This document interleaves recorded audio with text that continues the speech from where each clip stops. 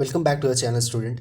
आज हम लोग करने वाले क्लास 9 का मॉडल पेपर हिंदी ये जो है आपका उसका सेट 2 का सॉल्यूशन करने वाले हैं। ठीक है, तो बस आप सेट 1 ये बोलते हैं। अब इससे पहले मैंने प्लेलिस्ट डाला है क्लास 9 का, आप प्लेलिस्ट में जा करके देख सकते हैं। और भी वीडियो सारा सब्जेक्ट का कंप्लीट हो चुका है, तो कुछ ये रिवीजन प्रैक्टिस के लिए कुछ सेट है उसको भी करना है, ताकि आप लोग का एग्ज़ाम अच्छे से तैयारी हो जाए और अच्छे मार्क्स भी आप लोग लेकर के आएँ। तो देखिए, पता है जैसा कि फर्स्ट में एक गद्यांश दिया हुआ है, उसी गद्यांश को पढ़ के उससे क्वेश्चन आंसर करना है। ठीक है, तो देखिए आपका दिया हुआ है फर्स्ट में कि साहस की ज़िंदगी सबसे बड़ी ज़िंदगी होती है। ऐसी ज़िंदगी की सबसे बड़ी पहचान यह है कि वह बिल्कुल बेखौफ होती है। साहसी मनुष्य की पहली पहचान यह है कि वह इस बात की चिंता नहीं करता कि तमाशा देखने वाले लोग उसके बारे में क्या सोच रहे हैं। जनमत की उपेक्षा करके जीने वाला आदमी दुनिया की असली ताकत होता है, और मनुष्यता की प्रकाश भी उसी आदमी से मिलती है। अड़ोस पड़ोस को देखकर चलना यह साधारण जीवों का काम है। क्रांति करने वाले लोग अपने उद्देश्य की तुलना ना तो पड़ोसी के उद्देश्य से करते हैं और ना अपनी चाल को ही पड़ोसी की चाल देखकर माध्यम बनाते हैं। साहसी मनुष्य अपने उन सपनों में भी रस लेता है जिन सपनों का कोई व्यवहारिक अर्थ नहीं है। साहसी मनुष्य अपने सपने उधार नहीं लेता, वह अपने विचारों में रमा हुआ अपनी ही किताब पढ़ता है। झुंड में चलना और झुंड में चरना यह भैंस और भेड़ों का काम है। सिंह तो बिल्कुल अकेला होने पर भी मगन रहता है। ठीक है, बहुत अच्छा पैसेज दिया है। अब इसका हम लोग क्वेश्चन आंसर देखते हैं। क्वेश्चन है, किसकी ज़िंदगी सबसे बड़ी ज़िंदगी होती है? तो इसका आंसर तो सिंपल है, साहस की ज़िंदगी। तो ए नंबर 2 नंबर चूज़ कर लीजिए फर्स्ट का।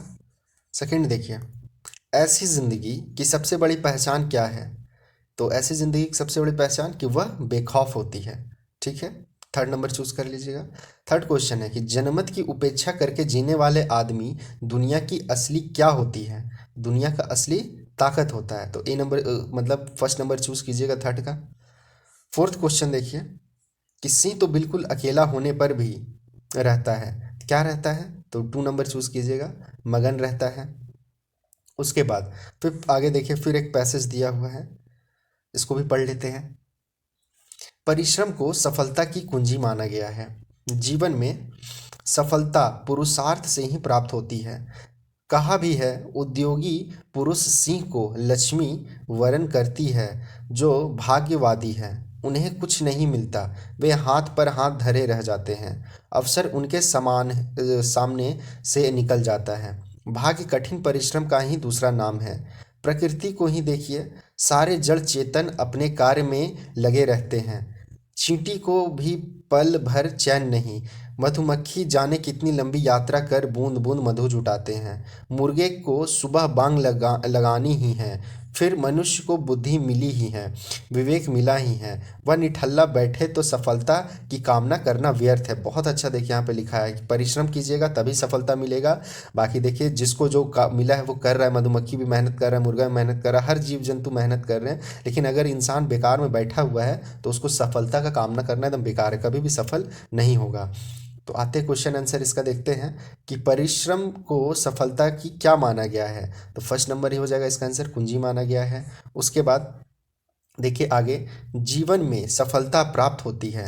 किस चीज़ से जीवन में सफलता सफलता प्राप्त होगी? तो पुरुषार्थ से। तो 6 का 2 नंबर चूज कर लीजिए। 7 देखिए, कैसा परिश्रम का दूसरा नाम भाग्य है? कैसा परिश्रम? तो कठिन परिश्रम। कठिन परिश्रम का ही दूसरा नाम भाग्य है। उसके बाद 8 नंबर देखिए कि बुद्धि और विवेक किसको मिला है? तो बुद्धि और विवेक तो मानवों को मिला है। तो 8 का थर्ड नंबर चूज कर लीजिए। उसके बाद आगे देखिए, एक पैसेज बोलते हैं, आपका दिया हुआ है एक पत्र, और इस पत्र को देख करके खाली स्थान पे क्या क्या भराएगा वो भरना है। देखिए दिया हुआ है, प्रिय रवि सदा खुश रहो, तुम्हारा डैश मिला। तो तुम्हारा क्या मिला? हम लोग इसका देख लेते हैं। ऑप्शन 9 नंबर में हो जाएगा तुम्हारा निमंत्रण पत्र मिला। तो 9 का 2 नंबर चूज कीजिएगा, तुम्हारा निमंत्रण पत्र मिला। उसके बाद आगे देखते हैं, पढ़ पढ़कर अत्यंत डैश हुई। तो पढ़कर क्या होगा? तो जाहिर सी बात है, पढ़ करके हम लोगों को पत्र पढ़ करके प्रसन्नता ही होगा। तो 10 नंबर का 3 नंबर चूज कर लीजिएगा। उसी तरह आप आगे देखिए, दिया हुआ है, प्रसन्नता हुई कि तुम्हारे जन्म की 15वीं वर्षगांठ बहुत धूमधाम से मनाई जा रही है। इस पावन अवसर पर मैं तुम्हें हार्दिक बधाई देता हूँ और प्रभु से डैश करता हूँ। तो क्या करता हूँ प्रभु से? 11 नंबर देखिए, तो प्रभु से हम लोग क्या करेंगे? कॉमन है, प्रार्थना करेंगे। तो आप इसमें 4 नंबर चूज कर लीजिएगा, 11 का 4 नंबर हो जाएगा, प्रार्थना करता हूँ। उसके बाद आगे देखते हैं कि तुम स्वस्थ रहो और एवं जीवन में लगातार तरक्की करते हुए डैश की ओर बढ़ो, बढ़ते जाओ। ऐसी मरी, यहाँ थोड़ा सा मिस्टेक हो गया है, मेरी होना चाहिए था। थोड़ा सा बोर्ड वाला भी थोड़ा स्प्रिंट कर ही देते हैं। तो मेरी कामना है, मैं तुम्हारे सुखी जीवन के लिए प्रभु से प्रार्थना करता हूँ तथा जन्मदिन पर डैश देता हूँ। तो 12 और 13 नंबर देख लेते हैं। तो 12 नंबर में आपको चूज़ कर लेना है सफलता, ठीक है। और 13 नंबर में आप चूज़ कर लीजिएगा बधाई, वही बधाई देता हूँ। अब आगे हम लोग देखते हैं, आपका है, इसके बाद ग्रामर से स्टार्ट होता है।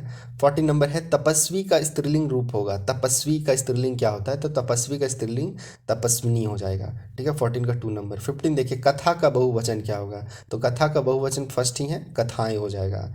फिर 16 नंबर देखिए, दोस्त का सही विलोम क्या होगा? तो दोस्त का विलोम शब्द भी दुश्मन होता है। देखिए काफ़ी इजी है। 16 का 1 नंबर चूज़ कर लीजिएगा। काफ़ी इजी है, ज़्यादा डिफिकल्ट नहीं है। प्रैक्टिस करते रहिएगा तो एकदम आसान लगेगा, कॉन्फिडेंट हो जाएगा, एकदम कॉन्फिडेंस आएगा तो एग्ज़ाम तो बहुत अच्छा जाएगा। 17 नंबर देखिए, घोड़ा बेचकर सोना मुहावरे का अर्थ क्या होता है? तो बस निश्चिंत होना है। तो 17 का 2 नंबर चूज़ कर लीजिएगा। ध्यान दीजिएगा कि आप लोग थोड़ा क्वेश्चन पे गौर करेंगे, क्योंकि ये सब क्वेश्चन एग्जाम में आएगा, इसी से दे ही सकता है, कुछ ना कुछ क्वेश्चन तो सेलेक्ट रहेगा ही। इसीलिए ध्यान से देखेंगे, वीडियो को लास्ट तक देखेंगे, बीच में स्किप कर दीजिएगा तो फिर छूट जाएगा कुछ। उसके बाद 18 नंबर देखिए कि इनमें से फूल का पर्यायवाची कौन है? तो फूल का पर्यायवाची क्या होगा? 4th नंबर सुमन हो जाएगा। उसके बाद आग में घी डालना, मुहावरे का अर्थ है। आग में घी डालने का मतलब क्या होता है? जो मुहावरा बहुत बोलता है आग में घी डाल रहा है, उसका अर्थ होता है क्रोध को बढ़ावा देना। तो 19 का 1 नंबर चूज कर लीजिएगा। उसका 20 नंबर क्वेश्चन है कि आदि आदि, यह है आदि और यह आदि का सही अर्थ भेद शब्द कौन सा है? तो देखिए 20 नंबर, इसका सी नंबर चूज कीजिएगा। इस आदि का मतलब होता है प्रारंभ और आदि का मतलब हो जाएगा अभ्यस्त, ठीक है। तो 20 का 3rd नंबर चूज कर लीजिएगा। अब आगे आते हैं 21, व्यवहारिक शब्द में कौन सा प्रत्यय है? तो देखिएगा प्रत्यय क्या होता है? अंत में जो शब्द आता है। तो व्यवहारिक इक आ रहा है हम लोग का, इक। तो देखिए 21 का 4 नंबर इक प्रत्यय है। उसका 22 देखिए, प्रातः काल हुआ और चिड़िया चहचहाने लगी, ये किस प्रकार का वाक्य है? तो ये आपको एकदम इजीली से नोट करके रखना है कि एक संयुक्त वाक्य है, ठीक है। इधर प्रातः काल हुआ और इधर चिड़िया चहचहाने लगी, बीच में और एक जो है क्या बोलेंगे, इंग्लिश में कंजक्शन बोलते हैं। तो ये जोड़ने वाला वर्ड है। तो ये संयुक्त वाक्य हो गया। दो वाक्य है, बीच में एक संयुक्त वाक्य है, मतलब बीच में संयोजन के लिए एक वर्ड डाला गया जिससे दोनों वाक्य संयुक्त वाक्य बन गया। 23rd नंबर देखिए क्वेश्चन, निम्न में से सरल वाक्य का उदाहरण कौन है? सरल वाक्य बताना है।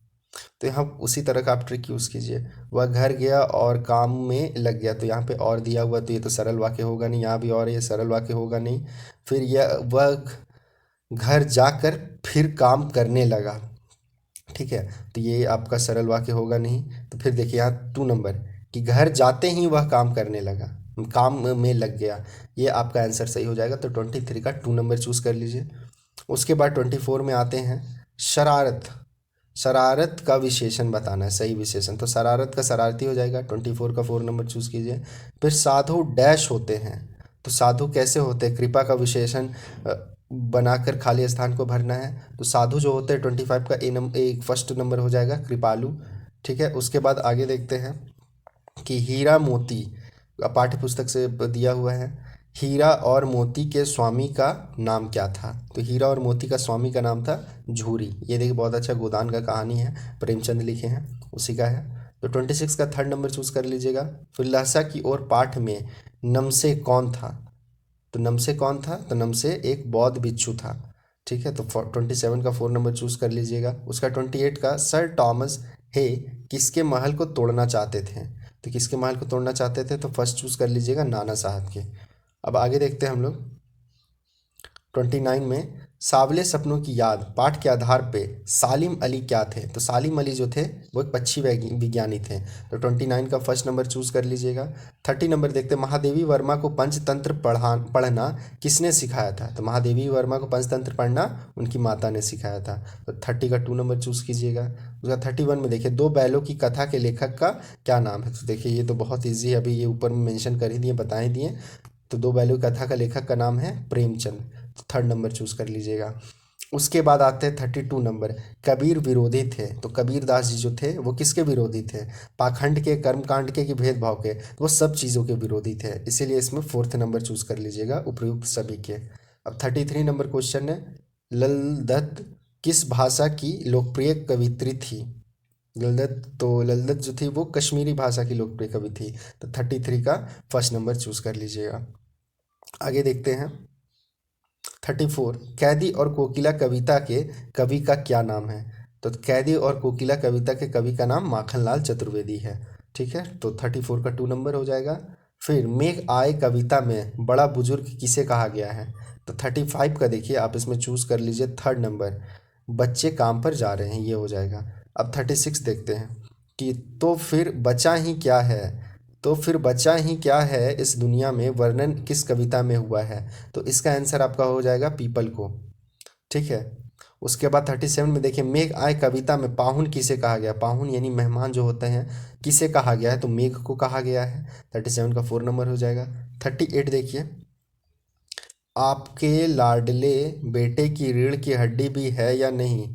ठीक है, तो ये जो कथन है किनका है?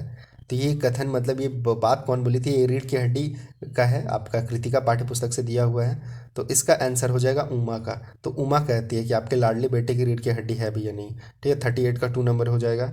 उसके बाद 39 देखिए, माटी वाली पाठ में माटी वाली का व्यक्तित्व कैसा नहीं था? यहाँ एक कॉमन बहुत ये है कि कैसा नहीं था।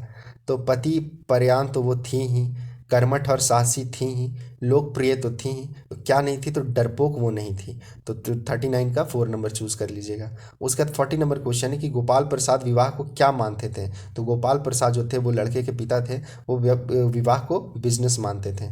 ठीक है, तो 40 का 3 नंबर आंसर चूज कर लीजिएगा। ठीक है, तो आपका आज हिंदी का एक सेट 2 है आपका, बस प्रैक्टिस के लिए करवा रहे थे। इसको नोट कीजिएगा क्योंकि इससे भी इम्पॉर्टेंट है, क्वेश्चन आपका रहेगा ही, कुछ ना कुछ उसमें दे दिया जाएगा, तो इसको ज़रूर से ध्यान से एकदम नोट कर लीजिएगा। और फिर बाकी प्लेलिस्ट जो है आपको डिस्क्रिप्शन में लिंक मिल जाएगा प्लेलिस्ट का, वहाँ से भी देख सकते हैं। तो जो न्यू व्यूअर्स है वो प्लीज़ चैनल को सब्सक्राइब कर दें, क्योंकि एक वीडियो बनाने में काफ़ी मेहनत लगता है, काफ़ी टाइम भी लगता है। कम से कम एक सब्सक्राइब कीजिएगा तो हमको सपोर्ट मिलेगा, अच्छा लगेगा, और हम और ज़्यादा से ज़्यादा वीडियो बनाएंगे। ठीक है, तो शेयर भी कर दें आप लोगों फ्रेंड लोगों के पास, ताकि उन लोगों को भी थोड़ा हेल्प मिले। तो फिर हम लोग मिलते हैं नेक्स्ट वीडियो में, तब तक के लिए बाय, टेक केयर।